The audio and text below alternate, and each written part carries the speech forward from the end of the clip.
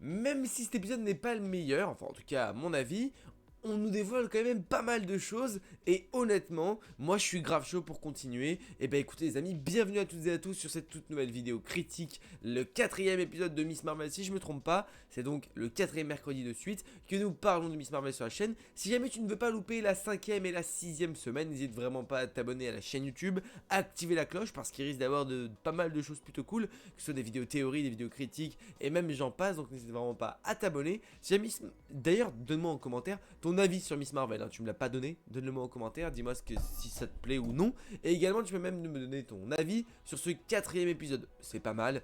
Et c'est cool, donc fais-le en vrai. Et puis bah voilà, on est directement donc parti et bien pour parler de ce quatrième épisode de Miss Marvel. Cette fois-ci, et comme tous les autres finalement, en full spoiler, c'est parti. Mesdames, messieurs, on est donc parti pour parler de Miss Marvel. Finalement, cet épisode, qu'est-ce que c'est? On va dire que c'est un épisode un petit peu retour aux sources. On va découvrir un petit peu toutes les origines et bien de Kamala, surtout sa nationalité, son pays. C'est d'ailleurs la première fois que l'on voit le Pakistan dans le MCU. Et honnêtement, ça j'aime beaucoup. Cette partie découverte un petit peu des origines de Kamala, son pays, son histoire. Alors son histoire, on rentre pas forcément trop dans le truc, mais on y découvre un peu plus. On a des petites révélations concernant bien le bracelet de Kamala, on y découvre donc sa grand-mère, et ça c'est plutôt cool en vrai parce que bah, finalement c'est un personnage qui nous est montré depuis le début sans vraiment qu'on aille vraiment dans le truc. Depuis le début, hein, Kamala nous est vendue comme étant une Pakistanaise, etc. Et finalement on n'avait toujours pas vraiment vu son pays, sa nation, ses origines, et je crois que même elle ne les avait pas vraiment vues, elle les découvre un petit peu en même temps que nous, et ça qui est plutôt intéressant, c'est une nouvelle culture que l'on découvre dans la MCU, et moi je suis assez friand de tout ça, les nouvelles cultures, les nouvelles choses que l'on découvre. Bah moi ça me plaît honnêtement. Et cet épisode, même si je le trouve vraiment cool et je l'aime beaucoup, c'est pas mon préféré parce que d'autres je les ai préférés, mais en vrai cet épisode là c'est bien parce que on découvre déjà de nouveaux personnages, un personnage qui risque d'être assez important pour le après, et ça c'est aussi cool. Et également on en découvre un petit peu plus sur le Dimension Noor, sur les origines des djinns, etc. Donc c'est vraiment les origines de Kamala que l'on découvre dans cet épisode là. Moi personnellement je suis grave chaud et j'ai beaucoup aimé. Alors également lorsqu'on arrive un petit peu plus avec la mamie, la grand-mère, on comprend que la grand-mère a un gros lien avec tout ça. Et honnêtement elle se cache même pas de ses origines et c'est peut-être ce qui lui a fait défaut par la suite, notamment avec sa fille et ses voisines. Mais voilà, elle ne se cache pas de ses origines, elle dit à Kamala, bah oui on a des djinns et alors? Parce que la vision des djinns qu'elle avait, c'était vraiment une vision néfaste, méchante et négative, notamment à cause des clandestins justement qui ternit absolument l'histoire et l'image des djinns. Si ça se trouve, l'histoire des djinns est assez positive dans le fond, et c'est ce qui est plus ou moins expliqué bien par Nani, enfin sa grand-mère. Donc voilà, on y découvre aussi que la grand-mère finalement, elle n'a pas forcément de bracelet, en revanche elle est liée à Kamala parce qu'elle a elle aussi des pouvoirs, je pense que c'est relié aux djinns, peut-être que elle a le pouvoir, des pouvoirs des djinns, un truc assez fréquent chez eux, les sortes de visions. Alors on ne sait toujours pas pourquoi et quelle est cette vision, peut-être que c'est une vision qui va l'amener vers sa grand-mère, enfin vers son arrière-grand-mère, pardon, Aïcha. Je pense qu'un petit peu tout nous ramène à elle, de toute façon, ses bracelets. Pour savoir vraiment qui elle est, je pense qu'elle va avoir besoin de découvrir qui est Aïcha, parce que finalement, c'est elle qui a amené tout ça, c'est elle qui a découvert les bracelets. Et donc je pense que elle devrait être dans la dimension de Nour, sa grand-mère. Enfin, je sais pas vraiment comment ça peut se passer, mais je miserais bien une petite pièce sur la découverte d'Aïcha à la fin, justement pour qu'elle découvre ses réelles origines, qui elle est au fond d'elle, tant que Kamala et tant que Jean, et aussi en tant que nouvelle super-héroïne. Je pense que ça va être assez cool à découvrir, et je pense que ces épisodes 5 et 6 nous réservent de très belles choses. On a un peu d'action dans ces épisodes-là, on a le côté découverte aussi, moi c'est ce qui me plaît, vraiment j'aime beaucoup, la découverte de la famille, la découverte également des Red Daggers, et plus précisément donc de Karim, ou je crois qu'il s'appelle Kimo. Il me semble que c'est ça, parce qu'il faisait une ref au kimono justement, donc voilà, c'est son surnom. On fait la découverte de ce mystérieux ninja finalement qu'on avait découvert dans les bandes annonces, qu'on avait vu, mais alors très brièvement, si on mettait pause au bon moment, on pouvait l'apercevoir. Là on le découvre un petit peu plus, on découvre vraiment son faciès, qui il est, son histoire, etc. Et honnêtement, très stylé, pas puissant non plus, mais il est assez cool, assez stylé. Je trouve qu'il fait une belle équipe avec Kamala justement. Et en plus de ça, et ben finalement enfin un allié qui sait se battre aux côtés de Kamala, parce que pour le moment elle était un peu seule au monde. Alors Bruno, certes il est sympa, mais en vrai il sait pas vraiment se battre.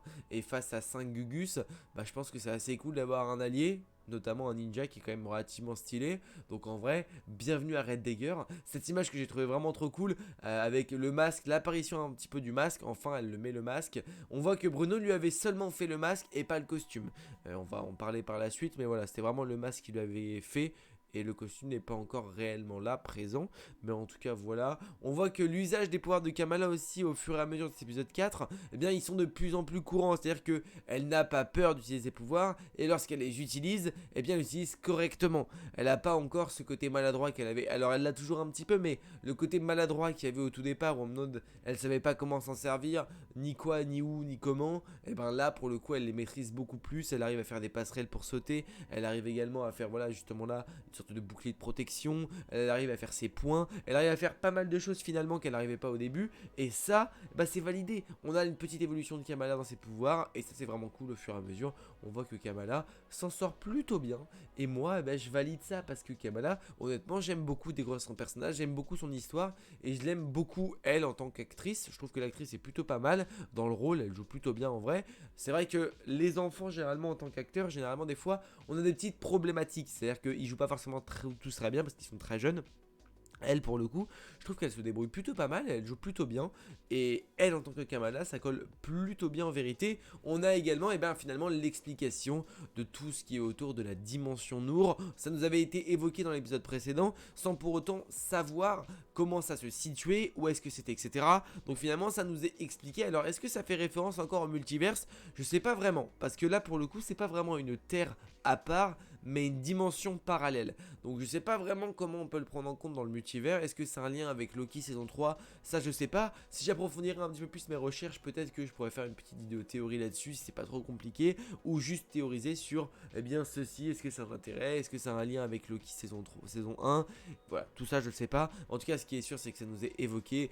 Comment est-ce que c'est? La dimension Nour, c'est simplement une dimension parallèle, une dimension qui existe dans leur monde, une sorte de dimension parallèle qui est, on va dire, séparée avec notre dimension à nous, grâce justement à cette fameuse lumière, cette sorte de barrière Nour. C'est ce qui fait la barrière avec notre monde. Et si jamais cette barrière peut être cassée, notamment à cause des clandestins, ça ferait que toute la terre que l'on connaît nous, peut être envahie par la dimension Nour. Et c'est pas ce qui est prévu par les autres. Les deux cohabitent, les deux dimensions peuvent cohabiter, et c'est le mieux finalement pour tout le monde. Mais les autres, notamment ceux qui sont présents au damage control, ceux qui sont enfermés au damage control, les clandestins, leur but c'est ça, c'est de un petit peu réduire à néant la terre dans laquelle ils sont, pour que la dimension Nour prenne toute la place et que leur origine s'épande sur toute la terre où ils sont. Est-ce que c'est la bonne solution? Bien sûr que non, hein. C'est pour ça que le but des Kamala va être d'éviter ça. D'ailleurs, au début, au tout départ justement de la série, on ne savait pas vraiment vers qui on allait, vers quel méchant on avait. Là pour le coup ça nous est plus ou moins expliqué. On a des méchants qui se sont clairement dessinés, et honnêtement ce groupe là je trouve que c'est assez cool justement d'avoir des méchants. Alors on ne les connaît pas forcément de base, mais en tout cas c'est pas forcément des méchants les plus badass, mais en tout cas ce sont des méchants qui ont un but, leur but c'est de vraiment de revenir chez eux, quitte à détruire tout, et en vrai ça se conçoit.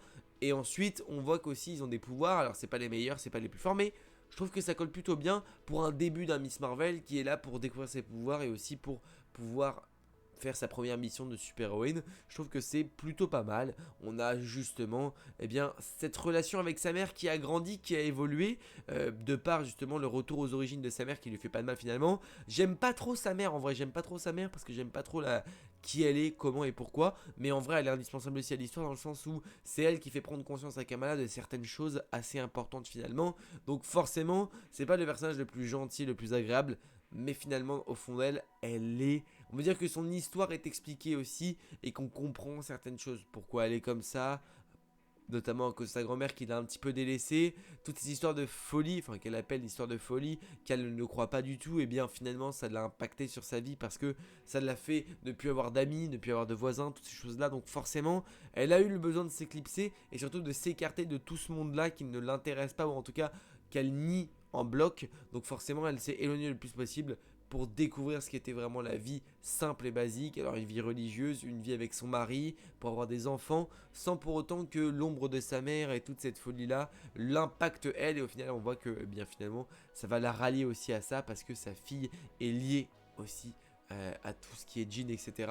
La méchante de l'histoire, alors en vrai, je l'aime pas du tout. Enfin, depuis le début, je l'aimais pas trop, je la sentais pas, mais je trouve qu'en tant que rôle de méchante, elle colle plutôt bien.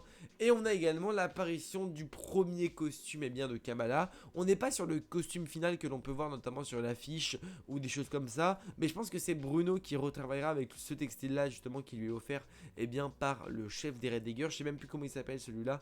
Je sais plus comment il s'appelle, mais en tout cas, lui qui meurt d'ailleurs juste après, bien offre pour la première fois le costume à Kamala, un costume assez original, une sorte de tenue originale de leur pays. Donc en vrai c'est plutôt cool, avec un très bon tissu, un très bon matériau, donc c'est vraiment cool. Et je pense que c'est ce qui va être utilisé ensuite par Bruno pour confectionner un petit costume à Kamala. Je pense que c'est comme ça un petit peu que je vois les choses. Ensuite on a la baston, la castagne, justement la course poursuite à Karachi. Ça c'est plutôt cool, on voit justement, alors les effets spéciaux pour le moment c'est pas... En vrai ça va, mais on a quelques petits trucs des fois qui sont pas ouf. Les plans caméra c'est comme d'habitude, c'est pas les meilleurs, mais en vrai ça fait le taf. Là on a cette course poursuite là avec justement Red Dagger, enfin avec plutôt Karim, parce que les Red Dagger c'est le nom du groupe, mais Karim et Kamala justement. On a les combats, on a des combats plutôt sympas, on a des plans plutôt sympas. J'aime beaucoup moi personnellement ce plan là notamment, où ils sont assez vénères parce que ils ont buté le daron, je sais plus comment il s'appelle, mais voilà, ils l'ont buté malheureusement. Et puis on a les pouvoirs, vraiment j'aime bien le côté évolution de Kamala. Je trouve qu'elle utilise vraiment bien ses pouvoirs. Et puis ensuite on a justement ce moment final où justement Kamala elle rentre dans la dimension Nour. Et c'est là un petit peu l'épisode 5, je pense qu'on va être centré un petit peu dans cette dimension Nour, savoir comment elle peut en sortir, qui peut-être pourquoi pas peut l'aider à en sortir, et ça va être assez intéressant. On est justement au moment passé où Aïcha et Nani se sont séparés. C'est là où la dernière fois on a vu Aïcha, au moment de la partition, au moment où justement les habitants pakistanais ont pris le train pour arriver au Pakistan justement. Bon, enfin ils étaient en Inde et ils vont au Pakistan. Et donc on va découvrir un petit peu cette partie-là de l'histoire de Kamala. Je pense que c'est l'une des parties les plus intéressantes aussi pour expliquer le bracelet, les jeans, tout ça, et notamment la disparition d'Aïcha. Donc je pense que là elle est dans la dimension Nour finalement. Alors certes dans un côté un peu passé, mais qu'elle va justement ensuite avoir le besoin d'Aïcha. Enfin le besoin d'aide d'Aïcha pour pouvoir retourner dans son monde d'origine. Et honnêtement je pense que ça va être sympa. On va découvrir les djinns. Pourquoi pas avoir les clandestins qui soient aussi eux aussi dans cette version là. Alors que faire de Red Dagger? Je sais pas vraiment ce que Red Dagger va devenir. Bien sûr il ne deviendra pas un Avengers ou un personnage super important. En revanche il pourrait pourquoi pas devenir un Thunderbolt ou un héros au Pakistan, je sais pas. Parce que on voit qu'il a aucune haine à tuer quelqu'un. Et le mec a tué un allié dans les clandestins sans aucune peine. Il l'a mis 2 couteaux dans le dos et c'était finito. Donc pourquoi pas le lier à ça. Et pareil Kamran, donc le fils de la mère des clandestins. On sait pas vraiment ce qu'il va devenir. On voit qu'il est bloqué à la prison du damage control, mais on sait pas vraiment ce qu'il va devenir, où il est, etc. Surtout qu'on a le projet Thunderbolts qui vient et qui se met en place. Pourquoi pas avoir un Kamran qui rejoint les Thunderbolts par rapport justement à la haine qu'il a envers les héros, notamment à cause de Kamala finalement, qu'il a un petit peu divisé avec tout, même si c'est lui qui a décidé d'aider Kamala. Je sais pas comment on pourrait tourner ça, mais en vrai il pourrait rejoindre notamment les Thunderbolts, pourquoi pas. Alors c'est une hypothèse que j'aimais, mais il n'y a pas forcément de choses fondées là-dessus, donc en vrai c'est juste une hypothèse. Calmez-vous, mais je pense que Cameron va avoir un intérêt. Il n'est pas juste abandonné là pour être abandonné là. Je pense qu'on va le revoir. Pourquoi pas rejoindre quelque chose, ou pourquoi pas juste simplement avoir un lien par la suite avec les 10 anneaux. Pourquoi pas aussi. On a vu qu'il y avait le rapport avec les anneaux dans l'épisode précédent. Donc on n'est pas à l'abri que Cameron on le revoit dans un projet futur. À voir ce qui va se passer ensuite dans les 2 prochains épisodes et dans les 2 derniers épisodes avec sa mère, etc. Mais en tout cas, on est vers des choses plutôt intéressantes. En tout cas, moi, ça me plaît. Et toute cette évolution-là, je valide vraiment. Les côtés positifs, j'en ai pas vraiment parce que moi, Voilà, je suis parti du principe que c'était une série vraiment pour ados, et honnêtement, on est vraiment là-dedans. Les côtés effets spéciaux avec justement est-ce que tu es libre dans le ciel, etc. Tous ces effets-là, moi j'en suis plutôt content, j'en suis assez content. Donc forcément, moi j'aime la série, honnêtement, je trouve que c'est une très bonne surprise. On a un bon scénario, des choses qu'on ne pouvait pas prévoir dès le début, et ça c'est ce qui me plaît. Et maintenant, je suis impatient de voir la suite, et surtout ce final-là. Comment ça va nous être amené aussi vers le projet The Marvels? Est-ce qu'on a un scroll qui est présent dans les épisodes, mais qu'on n'a encore pas vu? Voilà, moi je pense qu'on va avoir un gros lien avec The Marvels à un moment donné. Je pense notamment que l'épisode 6, on aura une scène post-credit pour The Marvels, un scroll, quelque chose. Mais en tout cas, on va arriver vers un truc plutôt sympa. Donc il va falloir qu'on continue de regarder. En tout cas, c'était vraiment un très bel épisode. J'ai beaucoup aimé. N'hésitez vraiment pas à me dire en commentaire, vous, ce que vous en avez pensé. On peut également me dire en commentaire, et bien finalement, vos attentes pour la suite de cette série. Est-ce que vous avez déjà vu des petites choses par rapport à The Marvels, par rapport à Captain Marvel? Tout ça, n'hésitez vraiment pas à me le dire en commentaire. N'hésitez pas aussi à mettre le petit pouce bleu qui fait extrêmement plaisir. Vous abonner si jamais vous n'êtes pas encore abonné à la chaîne YouTube. On peut activer la cloche pour ne rien louper. Je vous dis à la prochaine pour bien évidemment de nouvelles vidéos. N'oubliez pas, mais de grands pouvoirs impliquent de grandes responsabilités. Je vous fais des bisous. Ciao.